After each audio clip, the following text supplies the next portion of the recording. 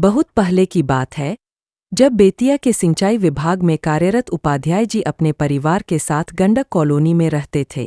उन्हें सरकार की ओर से जो क्वार्टर मिला था, वह कॉलोनी के पुराने हिस्से में स्थित था और लोगों के अनुसार वह क्वार्टर श्रापित था। उपाध्याय जी के लिए ये बातें महज अफवाहें थीं, लेकिन उनके परिवार को उस क्वार्टर में घबराहट महसूस होती थी। कॉलोनी का माहौल दिन में तो सामान्य रहता, लेकिन रात होते ही चारों ओर एक अजीब सी उदासी और डरावनी शांति छा जाती थी। आसपास के लोग भी इस क्वार्टर के पास से रात में गुजरने से बचते थे। क्वार्टर में रहने के कुछ ही दिन बाद उपाध्याय जी की पत्नी सुशीला ने अजीब घटनाएं महसूस करनी शुरू कर दी। कभी रात के समय खिड़कियां खुद ब खुद खुल जातीं, कभी किसी के चलने की आवाज़ें सुनाई देतीं, लेकिन जब वे जाकर देखतीं तो वहां कोई नहीं होता। सबसे डरावनी घटना तब घटी जब एक रात उपाध्याय जी की बेटी अंजू अचानक नींद में चलने लगी। वह बिना किसी को बताए घर से बाहर निकल गई और कॉलोनी के पुराने पेड़ की ओर बढ़ने लगी। सुशीला ने जब देखा कि अंजू अपने बिस्तर पर नहीं है, तो वह घबरा गई और उपाध्याय जी को जगाए। दोनों मिलकर अंजू को ढूंढने निकले और उन्होंने देखा कि वह पेड़ के पास खड़ी थी, जैसे किसी से बातें कर रही हो। उपाध्याय जी ने उसे तुरंत वहां से खींचा और घर ले आए।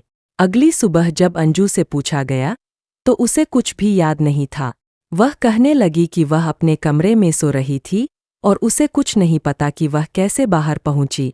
इस घटना के बाद उपाध्याय परिवार में बेचैनी बढ़ गई। सुशीला ने उपाध्याय जी से कहा कि वे इस घर को छोड़ दें, लेकिन काम और अन्य दिक्कतों के कारण वे तुरंत ऐसा नहीं कर सकते थे।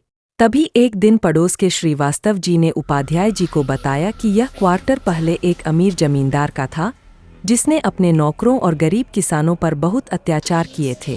जमींदार के बुरे कर्मों के कारण उसका पूरा परिवार एक ही रात में गायब हो गया था और तब से इस क्वार्टर को श्रापित माना जाने लगा।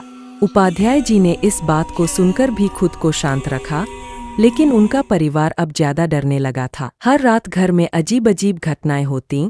कभी दरवाजे अपने आप बंद हो जाते, तो कभी दीवारों से किसी के रोने की आवाजें आती। आखिरकार उपाध्याय जी ने यह समस्या हल करने के लिए एक स्थानीय पंडित को बुलाए। पंडित ने घर का निरीक्षण किया और कहा कि इस जगह पर एक यज्ञ और पूजा करनी होगी ताकि नकारात्मक ऊर्जा को समाप्त किया जा सके। उन्होंने बताया कि यह स्थान उन आत्माओं से ग्रस्त है जो अपने बुरे कर्मों के कारण मुक्ति नहीं पा सकी। पूजा के दिन पंडित ने घर के हर कोने में मंत्रों का जाप किया। यज्ञ की अग्नि जलने लगी और पूरा परिवार डर और उम्मीद के बीच बैठा रहा। तभी अचानक एक तेज हवा चली और यज्ञ की आग में एक धुंधली आकृति दिखाई दी। पंडित ने अपने मंत्रों का उच्चारण तेज कर दिया और थोड़ी देर बाद वह आकृति धीरे धीरे गायब हो गई। घर में एक गहरी शांति छा गई। उस दिन के बाद से उपाध्याय जी के परिवार को कोई अजीब घटना नहीं हुई। क्वार्टर में रहना अब सामान्य हो गया था, लेकिन इस घटना ने उनके दिलों में एक गहरी छाप छोड़ दी। बेतिया की गंडक कॉलोनी में अब भी यह कहानी सुनाई जाती है।